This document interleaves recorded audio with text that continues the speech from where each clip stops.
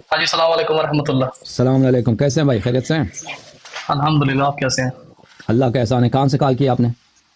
جی میں کینیڈا میں ہی ہوں، پر میں ویسے بائی نیشنلٹی انڈین ہوں۔ میرا اوکے نام ہروندر سنگھ ہے، جی، اینڈ ہروندر صاحب، میں 29 ایئرز میری ایج ہے۔ میں جی اراؤنڈ 2 ایئرز اگو میں مسلم ہوں۔ ماشاء اللہ ماشاء تو جی میں سکھ فیملی سے بلونگ کرتا ہوں، اللہ، اور جی سر، 2 سال پہلے مجھے پتہ نہیں تھا یہ مسئلے کیا ہیں، سنی شیعہ کے، ہے نا۔ جی سر، تو جب میں مسلم ہوا ہوں تو میرا ایک فرینڈ تھا، اس نے کہا، اس نے بعد میں بتایا کہ یہ سنی شیعہ بھی کچھ ہوتا ہے نا، میرے کو پتہ نہیں تھا اتنا۔ جی اچھا، تو میں مسلم ہوا ہوں کسی سنی مسجد میں، ہے نا۔ جی جی تو اب پتہ نہیں یہ چیز صحیح ہے غلط ہے کہ جو میں نے کلمہ پڑھا ہے، چلو مسلمان تو ہوں نا میں ایٹ لیسٹ۔ جی جی مجھے اس چیز کی بڑی وہ تھی، کیا کہتے ہیں اس کو، جاننا چاہتا تھا کہ یہ صحیح ہے میرے لیے جو میں ہوا ہوں، مطلب سنی مسجد میں مسلم۔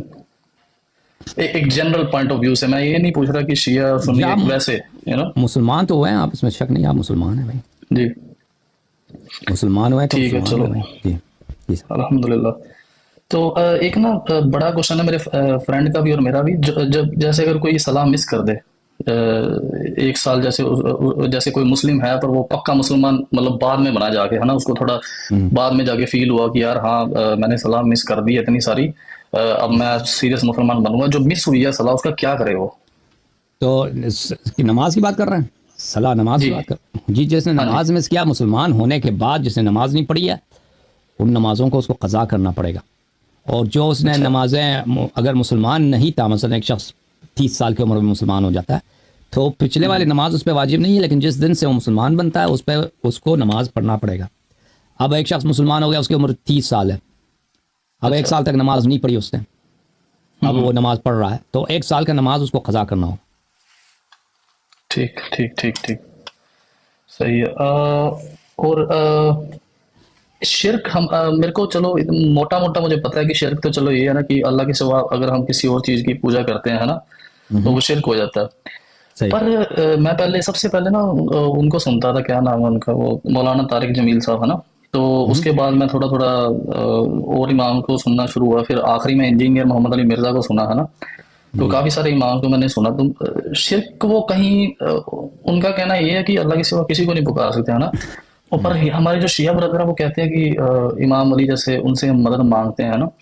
تو آپ اس کنسیپٹ کو کیسے، مطلب میں اس کنسیپٹ کو کلیئر کرنا چاہتا ہوں اپنے برین میں نا۔ تو دیکھیں، اسلام میں سب فرقے یہ کہتے ہیں، سب فرقے یہ کہتے ہیں کہ اچھا جی، آپ کسی کو پکار سکتے ہیں، دیکھیں اللہ کے علاوہ کسی اور کو پکار سکتے ہیں، سوائے وہابی کے، سوائے ابن تیمیہ اور وہابی کے، جو سعودی عرب میں اکثر ان کا سینٹر ہے، یہ مکہ مدینہ وغیرہ، یہ ان کا سینٹر ادھر بنا ہوا ہے، اور ان کے پاس پیسے بڑے ہیں، ان لوگوں نے اپنے آئیڈیالوجی کو ایکسپورٹ کیا ہے پاکستان میں اور ہندوستان میں، مساجد میں ہیں ان کے، مدارس ہیں اور ان کے یونیورسٹیز ہیں اور ان کے کتابیں چھپتے ہیں ان کے۔ تو یہ میجورٹی میں نہیں ہے، لیکن یہ جو ہے ان کی تبلیغ اور ان کی پروپیگنڈا بہت زیادہ ہے، اس لیے بہت سارے لوگ ان کے افکار سے متاثر ہیں اور ان کے باتوں کو مانتے ہیں۔ تو یہ صرف ایک اسلام میں ایک فرقہ ہے، خاص فرقہ، اس کی بات ہے جی۔ دیکھیں، شرک ایک ایسی چیز ہے کہ وہ ہر جگہ شرک ہے، ٹھیک ہے نا، ہر جگہ شرک ہے۔ شرک اس طرح نہیں ہے کہ اگر یہاں پہ شرک ہے تو اس جگہ شرک نہیں ہے۔ دیکھیں مثلا آپ اگر اللہ کے علاوہ کسی سفید چیز کی پوجا کریں یا کسی کالے چیز، فرق نہیں کرتا، سفید یا بلیک ہے اور ریڈ ہے، آپ کسی چیز کی بھی پوجا کریں نا وہ شرک ہے۔ آپ کسی مثلا کسی فرشتے کی پوجا کریں یا کسی جانور کی پوجا کریں، فرق نہیں کرتا، وہ شرک ہے۔ اچھا جی، وہ چیز جو آپ اس کی پوجا کرتے ہیں وہ زندہ ہے یا مردہ ہے، سامنے ہے یا سامنے نہیں ہے۔ ابھی میرے سامنے مثلا ایک فرشتہ نہیں ہے، میں اس فرشتے کی پوجا کرتا ہوں، یہ شرک ہے، اس سے فرق نہیں پڑتا۔ تو شرک ایک ٹھیک، عقلی چیز ہے، ایک ایسی چیز ہے کہ اللہ کے علاوہ آپ کسی اور کی پوجا کریں، اللہ کے ساتھ اس کو شریک بنائیں، تو وہ کوئی بھی چیز ہو تو وہ شرک بن جاتا ہے۔ لیکن جہاں تک مدد مانگنے کا تعلق ہے، اگر یہ شرک ہو نا، اگر یہ شرک ہو تو اس کو ہر جگہ میں شرک ہونا چاہیے، ہر جگہ میں شرک ہونا چاہیے۔ میں آپ سے مدد بھی طلب کروں نا، وہ شرک ہونی چاہیے۔ میں ہاں ہاں ہاں، آپ نے اس پہ سوری ویڈیو بھی بنائی تھی آپ نے، سوری میں آپ کو انٹرپٹ کر رہا ہوں، ہاں میرے کو یاد آ گیا، ہاں صحیح صحیح صحیح، آپ کسی بھی اچھا چیز سے طلب کریں نا، آپ میں ڈاکٹر کے پاس جاتا ہوں کہ میں بیمار ہوں، مجھے ٹھیک شفا دے دو ٹھیک ڈاکٹر، مجھے علاج کرو، مجھے شفا دے دو، شرک ہو گیا بھائی، نہیں طلب کر جی، سکتے، کیونکہ شرک ایسے نہیں ہے کہ یہاں پہ اگر آپ طلب کریں نا تو یہ جائز ہے، ادھر اگر کریں تو یہ شرک بن جاتا ہے۔ یہ شرک ہر جگہ شرک ہوگا، میں نے ڈاکٹر سے شفا طلب کی، میں مشرک ہو گیا. میں نے اہل بیت علیہ میں نے گولی کھائی، گولی سے میرا عقیدہ یہ ہے کہ میں گولی کھاؤں گا، میڈیسن کھاؤں گا، مجھے شفا مل جائے گی. اس گولی میں یہ تاثیر ہے، شرک ہو گیا بھائی. میں نے آپ سے مدد مانگی، بھائی یہ ٹیبل بہت ہیوی ہے، آپ ادھر ہیں نا میرے کمرے میں، اس ٹیبل کو اٹھاتے ہیں دوسرے ٹیبل کمرے میں لے کے جاتے ہیں، بھائی یہ اس کی وزن ہے 20 کلو، میرے لیے مشکل ہے، آپ ساتھ دے دو. آپ نے میں نے آپ سے مدد، شرک ہو گیا. تو کہنے کا مقصد یہ ہے کہ شرک ایک ایسی چیز نہیں ہے کہ وہ، اور یہ کوئی حدیث بھی نہیں ہے، کوئی روایت بھی نہیں، کچھ بھی نہیں ہے کہ یہاں پہ اگر آپ ڈاکٹر سے شفا مانگے تو یہ شرک ہے، رسول اللہ صلی اللہ علیہ وسلم سے شفا مانگے تو شرک ہے، ڈاکٹر سے طلب کریں تو شرک نہیں ہے، رسول سے طلب کریں تو شرک، یہ کوئی حدیث بھی نہیں ہے. یہ کیا کہتے ہیں آپ اللہ کے علاوہ کسی کو پکاریں تو شرک ہے. تو بھائی تو پھر یہ ہر جگہ شرک ہونی چاہیے. جی اگر یہ شرک ہے، سنیں نا، جیسے اللہ تعالیٰ کے سوا ہم کسی اور کی پوجا کریں، عبادت کریں، ابھی فرق نہیں کرتا میں اس کپ کی پوجا کروں، اس کپ کی پوجا کروں، یا میں کسی فرشتے کو پوجا کروں نا جس کو میں نے دیکھا ہی نہیں ہے، یا کسی ستارے کا پوجا کروں، یا کسی اور چیز کا وہمی چیز جس کو کسی نے دیکھا نہیں، میں اس کو پوجا کروں، یہ سب شرک ہے بھائی. اس میں کوئی نہیں کہتا کہ یہ شرک نہیں ہے. اسی طرح طلب کرنے کی والی جو بات ہے کہ آپ اللہ کے علاوہ کسی اور کو پکاریں. ابھی آپ نے مجھے کال کیا، مجھ سے آپ نے مدد مانگی ہے نا، مجھے کہا کہ اللہیاری مجھے یہ سمجھا دو. ابھی آپ مشرک ہو گئے؟ نہیں مشرک ہو گئے نا، مشرک نہیں ہوا ہے، مشرک نہیں ہوا ہے. اسی طرح اگر میں رسول پاک صلی اللہ علیہ وسلم سے، میں اس کو نہیں دیکھتا، میرے سامنے نہیں، میں اس سے طلب کرتا ہوں کہ یا رسول اللہ آپ کے پاس یہ سارے معجزات ہیں، اللہ نے آپ کو اعجاز دیا، کرامت دیا، کہ آپ کسی جیسے حضرت عیسیٰ علیہ السلام قرآن کی کئی ایک آیات ہے، آپ کو پتہ ہے بھائی ہرندر بھائی، آپ کو پتہ ہے حضرت عیسیٰ علیہ السلام جو تھے، آپ کیمرے کے ساتھ بیٹھے نا، کیمرے کے سامنے آ جائیں. سوری ہاں اچھا، کیونکہ میرے کو کمپیوٹر دکھا رہا ہے، میں ہاں بالکل اب رسول پاک صلی اللہ علیہ وسلم جو تھے، ان کے پاس وہی معجزات تھے جو سارے انبیاء کے پاس تھے، اس سے بھی زیادہ بھی تھے. اب عیسیٰ ابن مریم علیہ السلام یہاں سے جا رہے ہیں، جیزس یہاں سے جا رہے ہیں، ہم جیزس سے کہتے ہیں کہ بھائی جیزس آپ جو ہم، یہ میرا ہاتھ شل ہے، اس کو آپ شفا دے دو. یہ شرک ہو گیا؟ نہیں ہو گیا، شرک نہیں ہے بھائی. جیزس ٹچ کرے گا، میرا ہاتھ صحیح ہو جائے گا، ٹھیک ہے نا، اس کے پاس. اب جیزس اب آسمان میں گیا، اب میں جیزس سے طلب کروں، یہ شرک ہے؟ کس نے کہا؟ کس دلیل کے بنا پر؟ رسول پاک صلی اللہ علیہ وسلم اگر حیات میں پیغمبر سے کچھ طلب کروں، مجھے پیسے دے دو، وہ دے دیتے ہیں. یہ 100 روپے تم لے لو، یہ زکوٰۃ کے پیسے تم اٹھا کے لے کے جاؤ، میں نے اٹھا لیا. اب ان کے مرنے کے بعد میں اسے طلب کروں، یہ کون کہتا ہے یہ شرک ہے؟ وہ حالانکہ پیغمبر زندہ ہیں، پیغمبر مرنے کے بعد بھی زندہ ہے، ٹھیک ہے نا. تو اس لیے ہمیں قرآن کی وہ آیت دکھا دو یا وہ حدیث دکھا دو کہ ما سوی اللہ سے طلب کرنے کو شرک کہتے ہیں. نہ قرآن کی کوئی آیت ہے، نہ حدیث سے، کچھ بھی نہیں ہے کہ ما سوی اللہ سے طلب کرنے کو شرک کہا گیا. قرآن کی وہ آیات جو ہیں وہ یہ ہیں کہ اس میں دعا یدعو کا مادہ ہے. دعا یدعو سے مراد ہے عبادت ہوتی ہے، اللہ کے علاوہ کسی اور کی عبادت کرو تو شرک ہے. قرآن میں کہیں نہیں ہے کہ اللہ کے علاوہ کسی اور کو پکارو، کیونکہ وہ آیات جو دعا یدعو کے ہیں وہ اس کو غلط ترجمہ کرتے ہیں، پکارنے کے معنی میں ترجمہ کرتے ہیں، تو کہتے ہیں کہ اللہ کے علاوہ کسی اور کو پکارو تو شرک ہو جاتا ہے. اوکے میرے بھائی. اچھا جی، چھوٹا سا کوشچن ہے اسی جو آپ نے ابھی آنسر دیا ہے. ابھی چکر پتہ کیا ہے کہ جب میں نے یہ باقی مولانا کی ان سب کی ویڈیو سنی نا، تو کئی جو فرقہ ہیں انڈیا کے اندر بھی، پاکستان کے اندر بھی، وہ کہتے ہیں کہ غوث پاک سے مدد مانگنا، عبد القادر جیلانی ہے نا جو قبر کے اندر ہیں، ان سے کیسے مدد مانگتے؟ آپ جو ابھی ڈسکرپشن دے رہے ہو نا، وہ آپ کی ڈسکرپشن صحیح ہے، پر وہ سارے موجود ہیں اس ٹائم، ہے نا. تو ایکسیپٹ کی اگر ہم دیکھا جائے، مجھے پتا آپ نے تھوڑے اگزامپل بھی دیے تھے کہ آپ سلام بھیجتے اس میں، جب آپ بیٹھتے ہیں اس میں سلام اللہم صلی علی التحیات جب ہم پڑھتے ہیں نا، تو پر پھر بھی ہم مدد کیسے مانگ رہے ہیں، مطلب جو چلے گئے ہیں، ہے نا. میرا کوشچن یہ ہے کہ جیسے غوث پاک وغیرہ، عبد القادر جیلانی، ان سے مدد مانگ، وہ بھی پھر صحیح ہو جائیں گے ایک طرح سے؟ دیکھیں آپ کی خدمت میں عرض کریں گے، ذالک الکتاب لا ریب فیہ ھدی للمتقین الذین یؤمنون بالغیب. دیکھیں ابھی ہم سب مسلمانوں کا عقیدہ ہے کہ 2 فرشتے یہاں کونے پہ کندھوں پہ بیٹھے ہیں، آپ کا اعمال لکھ رہے ہیں. کس نے دیکھا اس کو؟ کسی نے دیکھا ہے بھائی؟ اور یہ کیسے ہو سکتا ہے؟ یہ فرشتے کہاں ہیں؟ ہم باتھ روم جاتے ہیں، ہم پیشاب کرتے ہیں، ہم ہر جگہ جاتے ہیں بھائی، ننگے ہو جاتے ہیں، یہ فرشتے ساتھ ہوتے ہیں، ٹھیک ہے نا. ہر جگہ یہ فرشتے ساتھ ہوتے ہیں، لیکن ہمارا ایمان ہے کیونکہ قرآن نے کہا ہے وَإِنَّ عَلَيْكُمْ لَحَافِظِينَ كِرَامًا كَاتِبِينَ يَعْلَمُونَ مَا تَفْعَلُونَ.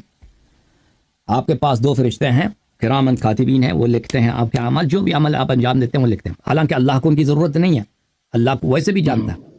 ہمارے عمل بجا لانے سے پہلے وہ ازل سے جانتا تھا کہ ہم کیا کریں گے وہ پتہ ہے، لکھنے کی ضرورت ہی نہیں اس کو، لیکن اس کے باوجود اللہ تعالیٰ نے لگا دیا، ٹھیک ہے نا، کہ 2 فرشتے لکھیں گے، نامہ اعمال ہمارے لکھیں گے، روز قیامت ہم دیکھیں گے کہ بھئی کیا وہ اعمال سب ہم بھول گئے، ادھر لکھا ہوا ہوگا، لیکن اس پہ ہمارا ایمان ہے۔ اسی طرح ہمارا ایمان ہے کہ رسول اللہ صلی اللہ علیہ وآلہ وسلم زندہ ہیں، زندہ ہیں۔ اچھا ٹھیک، اگر ہمارا ایمان ہے کہ وہ زندہ ہیں، میں آپ کو دکھاتا ہوں ایک منٹ، جی ہاں، چھوٹا سا کوئی پروف وغیرہ ہو جائے نا میں دکھا تو دیتا ہوں ابھی۔ اور بات ہو جائے گی۔ آپ کی یہ بات اچھی لگتی ہے کہ آپ دلیل اور پروف کے ساتھ بات کرتے ہیں نا، اسی لیے آپ کو تھینک یو سنتے سر۔ ہیں۔ ہاں جی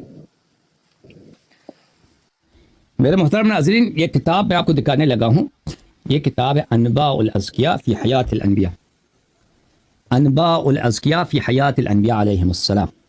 یہ عبد الرحمن سیوطی صاحب کی کتاب ہے، یہ حیدرآباد دکن میں چھپی ہے، اس کا نیا چاپ بھی ہے لیکن وہ ابھی مجھے نہیں مل رہا، کوئی بات نہیں، پرانا چاپ اولڈ پرنٹ یا نیو پرنٹ میں فرق نہیں پڑتا، کتاب انہیں کی۔ یہاں پہ وہ فرماتے ہیں حیات النبی صلی اللہ علیہ وآلہ وسلم فی قبرہ هو وسائر الانبیاء معلومۃ عندنا علما قطعیا، یہ کہ نبی کریم صلی اللہ علیہ وسلم اپنے قبر میں زندہ ہیں اور بقیہ انبیاء بھی زندہ ہیں، یہ ہمارے پاس، اس میں ہمارے پاس علم قطعی ہے، یقین، سرٹنٹی ہے، ہمارے پاس 100% یقین ہے کہ وہ زندہ ہیں۔ لما قام عندنا من الادلہ فی ذلک، کیونکہ ہمارے پاس اتنے دلائل زیادہ ہیں، وتواترت به الاخبار، اور اس میں احادیث متواتر ہیں کہ نبی کریم صلی اللہ علیہ وسلم زندہ ہیں، اس کے بعد وہ حدیث پہ حدیث نقل کرتے ہیں۔ قرآن مجید کی آیت ہے ولا تقولوا لمن يقتل في سبيل الله اموات بل احياء عند ربهم يرزقون، میں آیا آپ کو دکھا دوں، انگلش اردو پڑھنی آتی ہے یا نہیں اردو پڑھنی آتی ہے؟ آپ کو انگلش پڑھیں گے نا؟ ہندی انگلش، ہاں جی یہ دونوں پڑھ سکتے ہیں۔ چلو میں انگلش ٹرانسلیشن آپ کو دکھا دیتا ہوں، جی انگلش دکھا دیتا ہوں، کوئی بات نہیں، اگر مجھے مل جائے۔ اچھا نا، یہ بھی ایک بہت بڑا پنگا ہے کہ وہ ٹرانسلیشن میں بھی، میں نے تھوڑے دن پہلے قرآن پڑھی ہے مسجد کے اندر، اہل البیت والی وہ آیات ہے نا، اس میں لکھا ہوا ہے کہ گھر والیاں، لکھا تو ہونا چاہیے تھا اہل البیت سے کچھ ریلیٹڈ، ہندی میں ٹرانسلیشن صحیح ہونی چاہیے تھی اس کی، وہ قرآن مسجد میں پڑھی، اس میں لکھا گھر والیاں۔ میرے کو تو پتا، میں نے سرچ کری پراپر اہل البیت ہوتا کیا ہے نا، فاطمہ زہرا علی مولا علیہ السلام، میرے کو پتا لگ گیا تھا کون ہے، کیا چل رہا ہے یہاں پہ۔ جی بالکل، یہ قرآن مجید ہے، یہ وہابی حضرات کی ٹرانسلیشن ہے قرآن مجید۔ اچھا، یہ محسن خان ہے، ان لوگوں، یہ سعودی عرب والے ہیں، ان لوگوں نے چھاپا ہے، یہ بھی سعودی عرب کی چھپی قرآن ہے، فرق نہیں کرتا اسے۔ اعوذ باللہ من الشیطان الرجیم، یہ سورہ مبارک بقرہ ہے، البقرہ، اعوذ باللہ من الشیطان الرجیم، یہ آیت نمبر ہے 154، ولا تقولوا لمن يقتل في سبيل الله اموات بل احياء ولكن لا تشعرون، and say not of those who are killed in the way of Allah they are dead, nay they are living but you perceive it not, and those who are killed in the way of God, those who are killed in the way of God, do not say they're dead, no, they are alive, they are living, but you perceive it not. So this is about the ordinary shuhada, ordinary martyrs that who have been killed in the path of Allah. They are not dead, you do not see them, but they are living. Okay, and then I show you another verse، میں ایک اور verse آپ کو دکھا دیتا ہوں، یہ verse number سورہ آل عمران میں ہے، verse 169 ہے، 169، وَلَا تَحْسَبَنَّ الَّذِينَ قُتِلُوا فِي سَبِيلِ اللَّهِ أَمْوَاتًا بَلْ أَحْيَاءٌ عِنْدَ رَبِّهِمْ يُرْزَقُونَ، think not of those who are killed in the way of Allah as dead، think not، all Imran 169، think not of those who are killed in the way of Allah as dead, nay they are alive with their Lord and they have provision, Allah gives them food.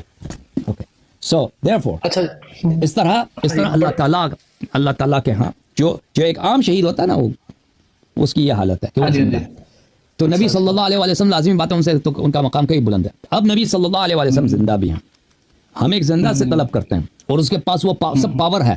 دیکھیں نبی صلی اللہ علیہ وسلم جب زندہ تھے وہ آپ کو شفا کر سکتے تھے کہ بھئی آپ کو شفا دے دیں۔ اچھا جی، اب وہ جب دنیا سے گئے تو اس کا مطلب یہ نہیں ہے کہ he lost that power, he lost that capacity to heal you.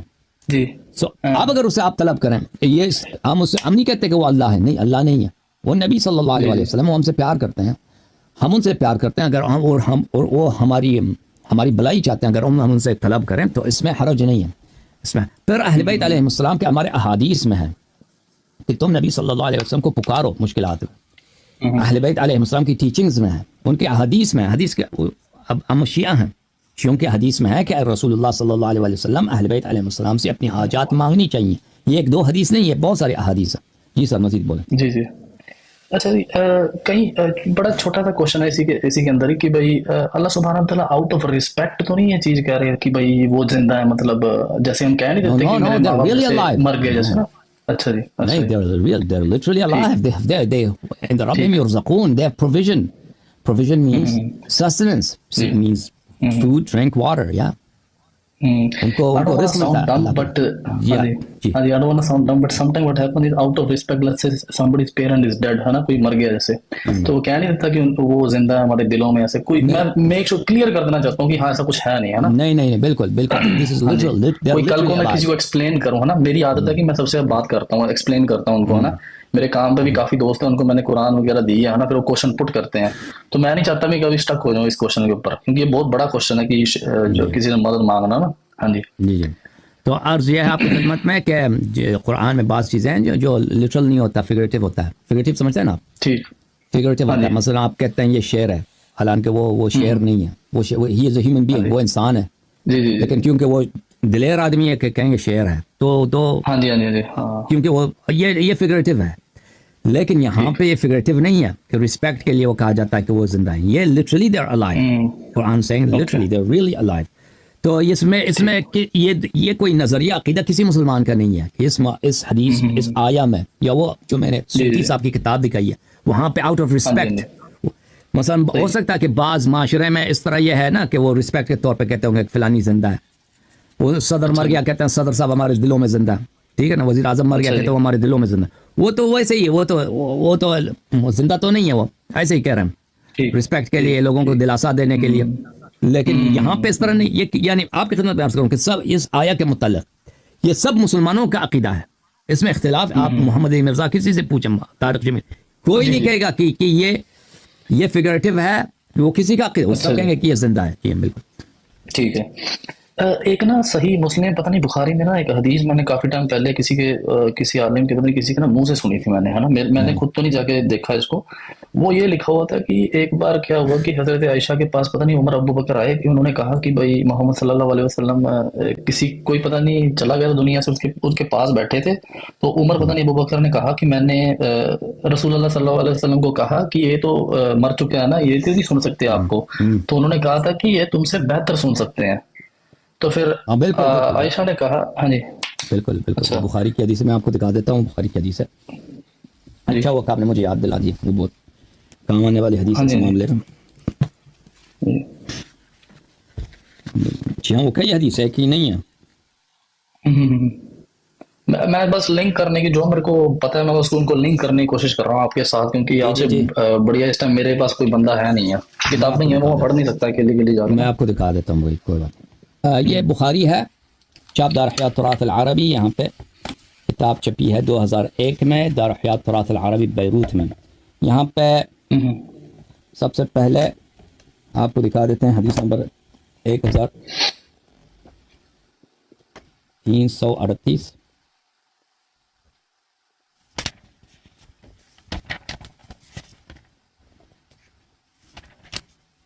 یہ کتاب بخاری میں کتاب بخاری ہے, کتاب الجنائز, صفحہ نمبر 241, باب المیت یسمع خفق النعال. میت جو ہے سنتا ہے جوتوں کی آواز کو, جوتوں کی آہٹ ہوتی ہے نا, پیروں کی آہٹ, قدموں کی آہٹ, وہ سن لیتا ہے. نبی صلی اللہ علیہ, حدیث نمبر ہے 1338. نبی صلی اللہ علیہ وسلم سے روایت ہے کہ العبد اذا وضع في قبره وتولى وذهب اصحابه حتى انه ليسمع قرع نعالهم. جب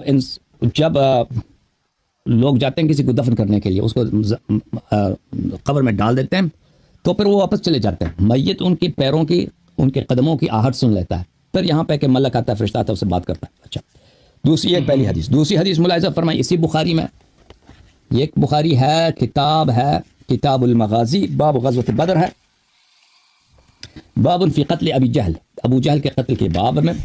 حدیث نمبر ہے 3976. یہاں پہ حدیث یہ ہے کہ جب جنگ بدر ہوا ہے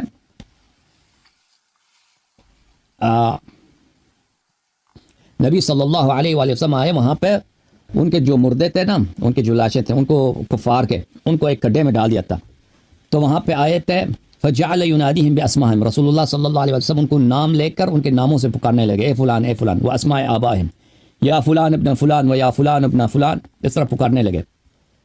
ایسرکم انکم اطعتم اللہ ورسولہ فإنا قد وجدنا ما وعدنا ربنا حقا فهل وجدتم ما وعدکم ربکم حقا. آپ نے نبی صلی اللہ علیہ وسلم اور اللہ کی طاعت نہیں کی، اگر طاعت کرتے تو آپ کو خوشی ہوتی آج کے دن.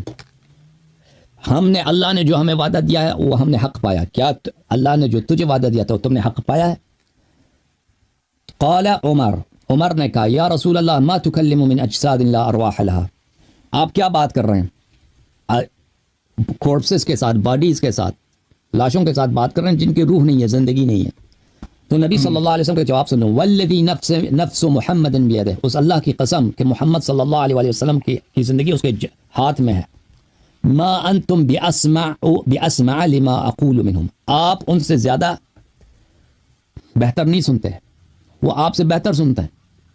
یہ مردے جو ہیں یہ، اور وہ بھی کفار کے مردے ہیں، یہ آپ سے بہتر سنتے ہیں. جی اچھا جی، چلو یہ تو بڑا آنسر صحیح ہو گیا. اس کے بعد I have another question that about جب حضرت علی جب حضرت علی زندہ تھے، مولا علی علیہ السلام، عمر اور ابو بکر پہ انہوں نے وہ نہیں بھیجی، کیا بولتے ہیں اس کو، جیسے ہوتا ہے نا کہ لعنت نہیں کری، ان کے لیے کوئی بیڈ ورڈ یا ایسا کچھ یوز نہیں کرا انہوں نے، ہے نا. وہ آپ کی پتہ نہیں، میں نے کوئی ویڈیو بھی دیکھی تھی، آپ نے بھی اس میں کہا تھا. پبلکلی نہیں کرتے تھے نا، پبلکلی نہیں کرتے تھے، پرائیویٹ میں کرتے تھے. جی جی جی. اچھا، تو ہم جب ہمیں بھی اس چیز کو فالو کرنا چاہیے ویسے ہی کہ something different should be there. لعنت جب ہم کرتے ہیں ابو بکر عمر، لائک شیعہ لوگ جو کرتے ہیں اوپنلی، کئی تو اوپنلی بھی لڑائی شروع ہو جاتی ہے نا. جی بالکل بالکل، بات آپ کی صحیح ہے. وہ امیر المومنین علیہ السلام پبلک میں نہیں کرتے تھے، پرائیویٹ میں کرتے تھے. ہاں جی، اس کی احادیث بہت زیادہ ہے، اور پبلک میں اسی لیے نہیں کرتے تھے کہ آپ نے کہا کہ نا اس کا فتنہ ہو جاتا ہے. تو ہمیں بھی اس کا خیال کرنا چاہیے کہ ہمیں پبلک میں ایسی بات نہیں کرنی چاہیے جس کی وجہ سے لڑائی ہو، فتنے ہوں اور وائلنس ہوں، اور لوگ آپ کی ڈسرسپیکٹ کریں آپ کے دو، کیونکہ سب لوگ آپ کی باتوں کو نہیں سمجھیں گے. وہ جو ہے وہ بہت سارے لوگ آپ سے دشمنی کریں گے بلا وجہ، کیونکہ ان کو پتہ نہیں ہے کہ آپ کیا کہہ رہے ہیں. بات آپ کی صحیح ہے جی، لیکن اس کا مطلب یہ نہیں ہے کہ ابو بکر عمر کو ہم برا نہیں کہہ سکتے. آپ برا کہہ سکتے ہیں، لیکن بشرط یہ کہ اس کا کوئی فتنہ نہ بنے. اگر آپ ایسے جگہ پہ ہیں کہ وہاں پہ اس کو مثلا گھر میں بچوں کے ساتھ، دوستوں کے ساتھ ان کو برا کہتے ہیں تو اس سے کوئی فتنہ نہیں بنتا، تو اس میں کوئی حرج نہیں ہے. صحیح ہے صحیح ہے. اور ایک میں نے وضو کے اکارڈنگ آپ سے ایک کوشچن کرنا تھا. یوزلی اکارڈنگ ٹو قرآن وضو is very simple. When you read Quran, I ask some of my Arabic friends, وہ کہتے ہیں کہ اس میں منہ دھونا ہے نا، منہ دھونا، اور you have to wash your hands all the way up to the elbows, both sides, and then do masa for the head and the foot. Am I right? Or is because I saw some Shia, they are also doing it like, they put water in the mouth too, but they don't put it in the ears or nose, but they are putting in the mouth too. جی جی. تو قرآن کی جو آیت ہے، میں آیت آپ کو دکھا دیتا ہوں. آیت وضو سورہ مائدہ ہے، آیت نمبر 6 میرے خیال ہے، اگر مجھے یاد ہو رہا ہے.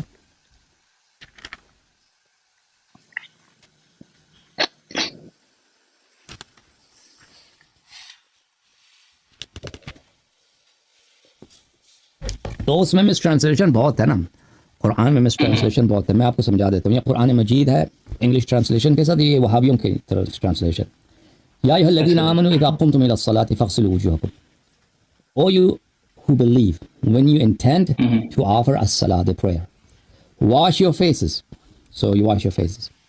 اچھا سوری، میں آپ کو انٹرپٹ کر سکتا ہوں بیچ بیچ میں، کیونکہ میں آپ کے ساتھ اسٹیپ بائی اسٹیپ چلنا چاہتا ہوں. بالکل بالکل. So wash your face means like wash one time and that's it. That's it. Yeah. Or I have to take water in one hand and then wash my face. So with that's one hand. hand. So there are etiquettes of wuzu. There are mustahabbat. So mustahabbat means that you rinse your mouth, you gargle your mouth, your nose 3 times, and before that, all of that, you wash your hands until wrist. But those are the etiquettes of wudu. But what is wajib, what's required is this. So you wash your face. Ahlul Bayt alayhim as-salam said, wash with one hand. So you take water in the right palm, دائیں ہاتھ پہ لے کے ایک دفعہ دھو لیں، پھر اسی کو پھیر لیں، تاکہ ہر دھویا جائے. اوکے. اور منہ سے کیا مراد ہے؟ منہ سے مراد یہ ہے کہ یہاں سے یہاں تک، اس انگلی کے نوک سے اس انگلی تک، یہ انگوٹھا اور درمیانے والے انگلیاں اس کے درمیان جو آ جاتا ہے، یہ منہ ہے. یہ اوپر سے لے کے یہ منہ ہے. اچھا. ایدیکم وجوہکم وَأَيْدِيَكُمْ إِلَى الْمَرَافِقِ. اِلَا عربی زبان میں اِلَا کے دو معنی ہیں میرے عزیزو. پریپوزیشن جو اِلَا ہے، حرف جو اِلَا ہے، ایک مع کے معنوں میں بھی آتا ہے. تو اہل بیت علیہم الصلوۃ والسلام نے فرمایا کہ مع، مرافق کے ساتھ، ہاتھ کو دو لو مرافق کے ساتھ، یعنی کونیوں کے ساتھ. سو کونیوں سے شروع کریں گے نیچے کی طرف، اوپر سے نیچے کی طرف. وہ مخالفین نیچے سے اوپر کی طرف دوڑتے ہیں نا اس طرح. تو یہ یہاں سے اہل بیت علیہ السلام کے نزدیک یہاں سے اس طرح دوڑنا. اچھا. اِلَا کیونکہ عربی زبان میں اِلَا کے بمعنی مع یہ استعمال ہوتا ہے کہ کوہنیوں کے ساتھ. اچھا. تو یہ ٹرانسلیشن کریں گے کوہنیوں تک. to the elbows, no, with the elbows. وَامْسَحُوا بِرُؤُوسِكُمْ. اور سر کا کچھ حصہ مسح کرو، پورے سر کا نہیں، سر کا کچھ حصہ. آپ کسی بھی پورے سر is not required, and they, because the other sect, they do masah of ears and the back of the neck, because they consider the whole head. You have to know just a portion of the head, just a portion, that's enough. Okay. So when you say masa, say masa, so some people they say masa can be like this also, or just it has to be like this. So masah, to go the other way around, I forgot the hadith. The hadith is not in my mind, but the well-known way is to bring it down. From back to the front. Okay. Yeah, back to the front. But now I forgot, because a lot of times I've read these hadith many times and I've taught them, but they escape my mind. After a few months, the details, it's natural that one doesn't remember. Okay. I can find your videos. I trust you. Don't worry. Yeah. Okay. Acha. And then وَأَرْجُلَكُمْ إِلَى الْكَعْبَيْنِ وَامْسَحُوا, and do masah of your head and your feet. وَامْسَحُوا بِرُؤُوسِكُمْ وَأَرْجُلَكُمْ. So if you see here, look, okay, بِرُؤُوسِكُمْ, masah of the head and masah of the feet, إِلَى الْكَعْبَيْنِ, to the joints, to the upper joint, to the back of. Ka'bayn is not really the joint, but it's the back side of your foot that's attached to the joint, that's adjacent to the joint. Okay. So यहाँ पे जो हो रहा है ना, so आप अच्छी तरह से देख लें कि सर की मसाह करनी है और पैरों की मसाह करनी है. Now how they translate it? Okay. Rub by passing wet hands over your heads and parentheses wash, because there's no wash here. Why you put it in parentheses? Because there's no wash. There's no wash there. In Quran, there's no wash. Quran is rub your head and your feet. So this guy put a wash in between there, because then in Quran there's none. Okay, so that's easy. So sorry. So if I want to show someone a Quran, like a right Quran, like in English and in Arabic, can you give me the name of someone? There are many good translations of the Noble Quran. So every time there's no like perfect the one that translation. I can trust. Okay, there's no perfect translation. You'll find a few errors in each Quran, but I think at least for the wudu, because everybody agrees that wudu is specified. Because I don't really read Quran with English translation. Let me see. Let me look up. So I think Ahmad Ali is not bad. Okay. And there was another Shia, Mir Ahmad Ali. If you look for Mir Ahmad Ali, that's not a bad translation. Mir Ahmad Ali. Yeah. I think that's his name. Mir Ahmad Ali. Yeah. No problem. That's amazing. Okay, so another big question. Okay, about the ghusl. So wudu should be done before the ghusl or after the ghusl? Once the so with ghusl you don't need wudu. With ghusl you don't need wudu. That's it. Even though you had, let's say, don't do wudu. Even though you just came from with your wife. Okay. No, yeah. Okay. That's just do wudu ghusl. That's it. And she also the same thing. She just does the ghusl. Right. Yeah. So, just want to confirm one more thing about the tattoo. Like, why are some of our Shia brothers, they have tattoos in the back? Is this something like, can we see this as a bid'ah? Tattoos is not encouraged. Because we are beautifying or like we're trying to change the creation. So it's just a cultural thing. It's a cultural? Okay. It's a cultural thing. It's not, Ahl Bayt alayhim salam have not instructed us to do tattoos. Obviously, there's a hadith that women who do tattoo, they have been condemned. But for men, there's no hadith about men But then, on the other hand, there is no encouragement of doing tattoos. So tattoos is so it's something. like makruh? No, I want to say it's makruh. Okay. It's just your preference, personal preference. Somebody wants to do it, wants to do it. There's no. Okay, so we cannot basically link this with the religion. It's a cultural, right? We can't put this for the religion, right? Religiously, it's not recommended or prohibited or discouraged. Sounds good. Okay. So the next big question is like for the muta. I know I have seen in Quran, but the way everybody is translating, it's just depends on who you're asking. Everybody has their own translation. So when it comes to muta, like muta has to be with someone who can't be first of all, like, she can't be a virgin. She has to be a divorced woman, or the woman who already like lost her husband, or like someone like that. It can't be a virgin.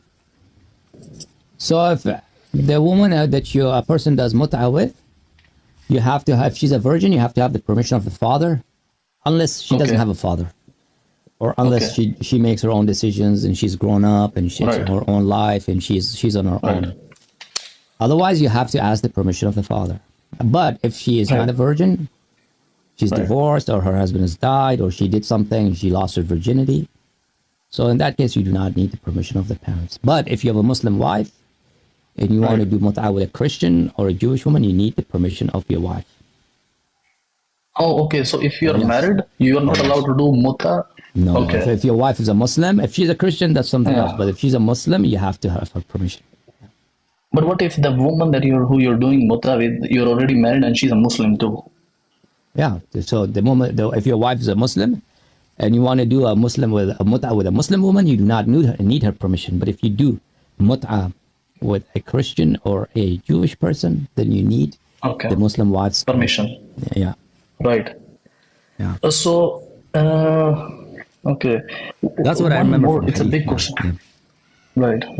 So one more big question here, like why do our Shia brothers, like, they hate themselves when we can show our sorrows in several other ways? Like by being in our home, we can. So if you listen to those, inshallah, when you go to Shia Majalis, you'll listen to the Noha. Those Nohas are very, very emotional. Right. And when the grief is overwhelming, and it overtakes your heart, then just crying or showing your sorrow in another way is just not possible. Then you lose your calm. Right.